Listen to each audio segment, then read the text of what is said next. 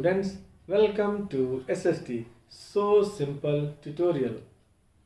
In the previous class, we read about the Reign of Terror and the measures taken by Robespierre's government. Today, we will read 3.2 Directly Rules France. So open page number 17.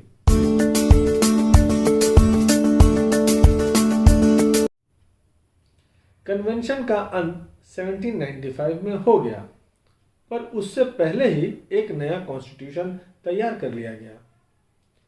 सत्ता फिर middle class के पैसे वाले लोगों के पास आ गई।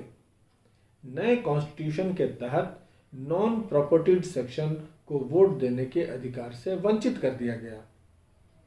इस constitution के अनुसार फ्रांस का शासन एक डायरेक्टरी के द्वारा किया जाना था। इस डायरेक्टरी में 5 मेंबर्स होते थे।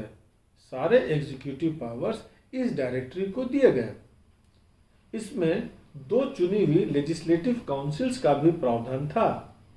डायरेक्टरी के 5 मेंबर्स को इन्हीं 2 काउंसिल द्वारा चुना जाता था। डायरेक्टरी में 5 लोगों को क्यों रखा गया?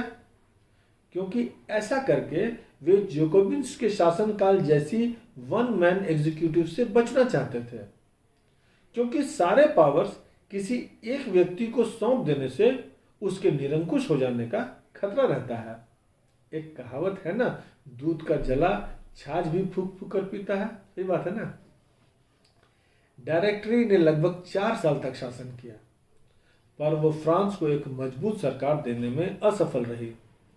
अक्सर डायरेक्टर्स का झगड़ा लेजिस्लेटिव काउंसिल से हो जाता और काउंसिल उन्हें बर्खास्त कर देती। एग्जीक्यूटिव और लेजिस्लेचर के बीच तालमेल का होना जरूरी है। इस तरह डायरेक्टरी की इंस्टेबिलिटी ने मिलिट्री डिक्टेटर नेपोलियन के उदय का मार्ग प्रशस्त किया। कभी नेशनल असेंबली तो कभी कन्वेंशन तो कभी डायरेक्टरी। बहुत बदलाव देखे फ्रांस ने रिवॉल्यूशन के दौरान, है ना। तो झट से एक मिनी रिकैप कर लेते हैं। सबसे पहले 20 जून 1789 को थर्ड स्टेट के रिप्रेजेंटेटिव्स टेनिस कोर्ट में इकट्ठा होते हैं और खुद को नेशनल असेंबली डिक्लेयर करते हैं। फिर वे कॉन्स्टिट्यूशन लिखने लग जाते हैं। उसके बाद क्या हुआ? 2 वर्षों के कठिन परिश्रम के बाद कॉन्स्टिट्यूशन तैयार हो गया। 4 सितंबर को राजा ने इस नए कॉन्स्टिट्यूशन को स्वीकार कर उसके अनुसार काम करने का वचन दिया। फ्रांस कॉन्स्टिट्यूशनल मोनार्की बन गया। तो 30 सितंबर को नेशनल असेंबली भंग कर दी। तो इस प्रकार ये जो कॉन्स्टिट्यूशन था, इसका टाइम पीरियड 1 अक्टूबर 1791 से सितंबर 1792 तक रहा। इसके बाद कन्वेंशन आया। इसने मोनार्की को एबॉलिश किया और फ्रांस को रिपब्लिक घोषित किया। इसका टाइम पीरियड सितंबर 1792 से अक्टूबर 1795 तक रहा। इसी दौरान राजा और रानी को मृत्युदंड मिलता है। इसमें 2 साल 1793 और 1794 तो रोबेस्पियर का ही रहा। इसके बाद 1795 से डायरेक्टरी का शासन शुरू हुआ और यह 1799 तक रहा।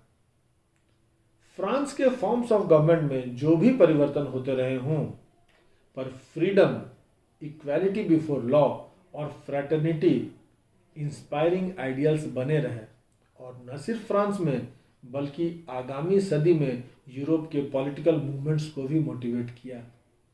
तो बच्चों, इसके साथ ही ये रिवॉल्यूशन वाला पार्ट खत्म हो गया। आई होप आपको कहानी समझ आ गई होगी। आज बस इतना ही।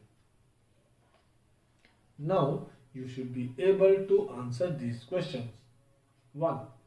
What is directory? 2.